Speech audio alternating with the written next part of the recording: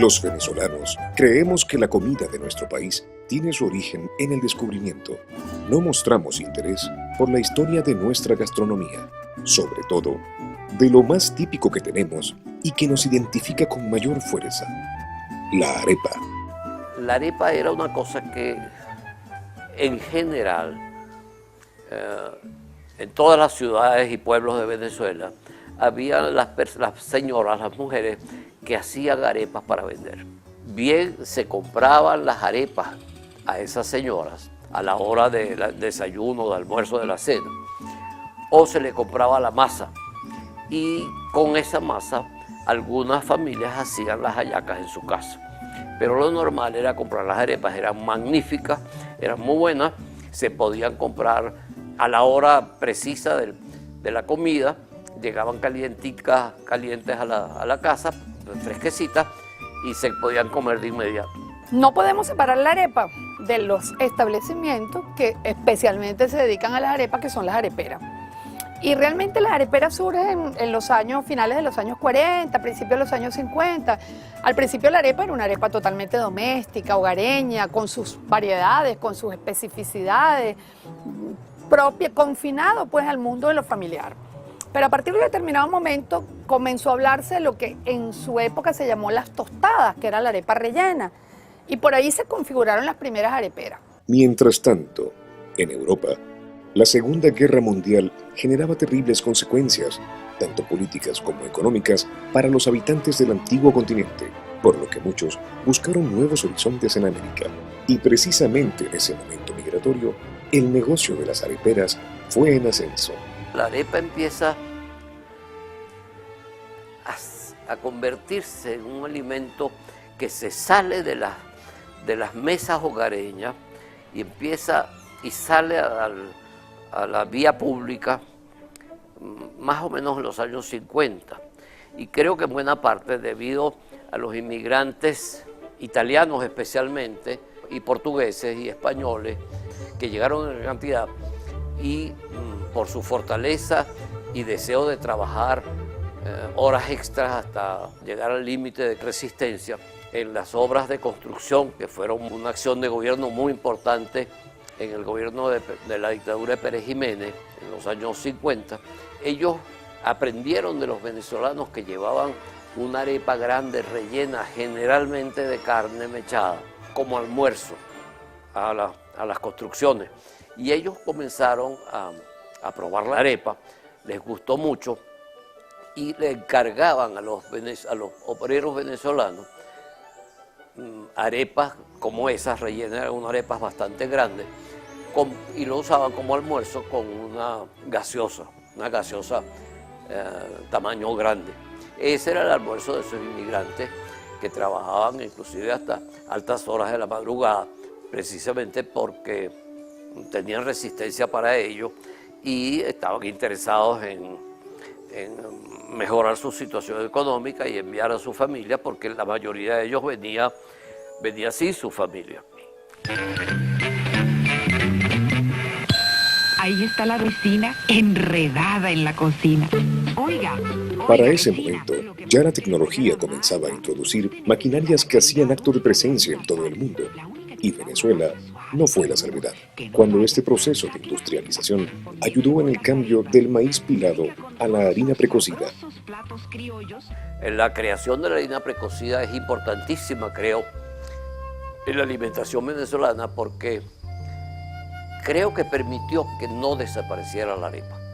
Había subsistido precisamente por esas señoras que hacían arepas para vender y que por supuesto la hacían la masa a partir del maíz pilado, pero no era una cosa que en todas las casas se hacía y era un poco laborioso hacer las arepas de esa manera y estaban destinadas a desaparecer.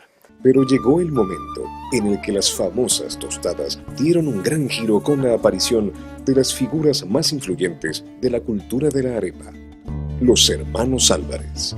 Eran unos extraordinarios vendedores de arepas rellenas, que la gente comenzó a llamar tostadas. Ellos son de Trujillo, los hermanos Álvarez. Eran 8 hermanos Álvarez. Y la mamá de los hermanos Álvarez, cuando quedó viuda, se vino a Caracas con sus hijos. Llegaron a la parroquia de San Juan y alquilaron una modesta casa en el Guarataro. Comenzaron entonces a fabricar empanadas. Y las empanadas de estos hermanos Álvarez, porque todos trabajaban en la cocina con la mamá, se convirtieron en noticia en la parroquia de San Juan. El negocio creció y se desarrolló. Y entonces en 1955 decidieron acercarse más al centro de la ciudad. Y se fueron a la esquina de Maderero, cerca de la Plaza Miranda. Allí entonces comenzaron a fabricar arepas rellenas. Y le pusieron al negocio el chance. Un día, esto es en 1955, llegó un joven y preguntó, chico, ¿cómo es eso de las tostadas? ¿Qué son las tostadas? Entonces los hermanos Álvarez le explicaron, el negocio tenía más que 2 o 3 días abierto, le explicaron entonces a ese joven que las tostadas eran las arepas rellenas con queso, que así le decían en Trujillo, y que ellos eran de Trujillo, y que toda la familia trabajaba en esas arepas. Entonces el joven se comió una arepa y dijo, pero estas arepas son maravillosas, son distintas a las otras arepas que venden en Caracas. Ese joven era Alfredo Sadel, el famoso cantante, que estaba comenzando. Y los hermanos Álvarez de esa época le decían siempre a todos sus amigos, el hombre que nos ha dado suerte a nosotros es Alfredo Sadel. Allí comenzaron ellos entonces a hacer sus arepas, con una cosa que no tenía ninguna otra venta de tostadas en Caracas. Un elemento periodístico. Ustedes dirán que es curioso, sí, pero el triunfo de los hermanos Álvarez obedeció a un elemento periodístico, a un elemento noticioso. Ellos le colocaron a las arepas nombres propios, que es una tradición que todavía se manifiesta en Caracas. Ustedes en Caracas, si les gusta la vida nocturna de las areperas, pues ustedes saben lo que es una viuda y saben lo que es una pelúa, bueno, y lo que es un blanco y negro. Esos son motes que le ponía la gente a las arepas y que todavía existen. Lo cierto es que ellos comenzaron a bautizar las arepas y a bautizar todos los productos con nombres propios. En el año 1955 ocurre un hecho aparentemente insignificante, pero que conmovió a toda Venezuela.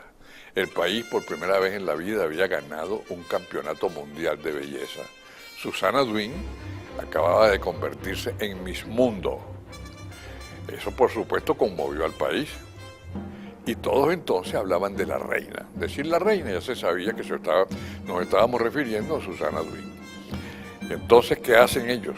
Ellos entonces, como todo mundo hablaba de Susana Duin y de la reina, ellos dijeron, vamos a bautizar una arepa con el nombre de Susana Duin, con el nombre de la reina.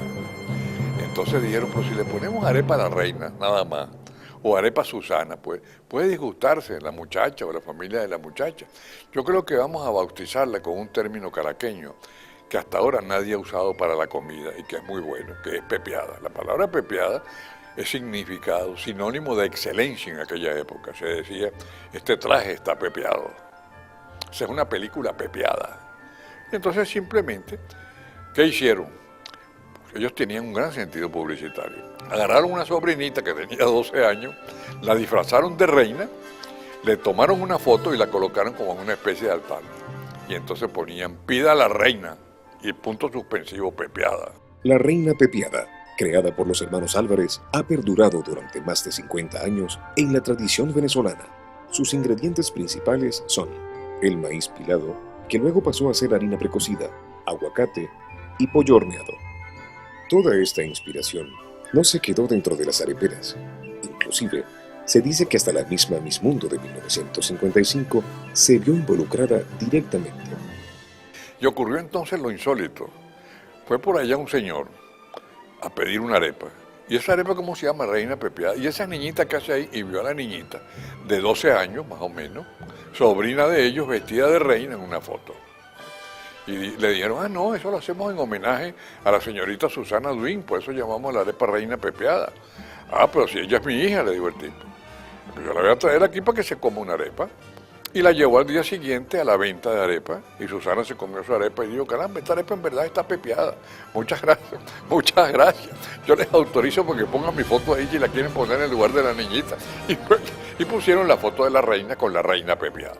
Las arepas rellenas han sido testigos de la evolución de nuestro país.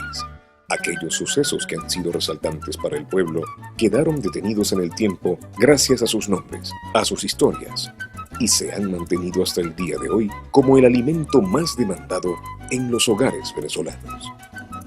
Pero lo interesante es que a pesar de la globalización, a pesar de los cambios en los patrones de consumo, a pesar del cambio en los hábitos, a pesar de todas las transformaciones que ha tenido desde el punto de vista tecnológico, económico, las arepas no solamente continúan, sino que hoy en día la gama y la oferta de areperas es como nunca.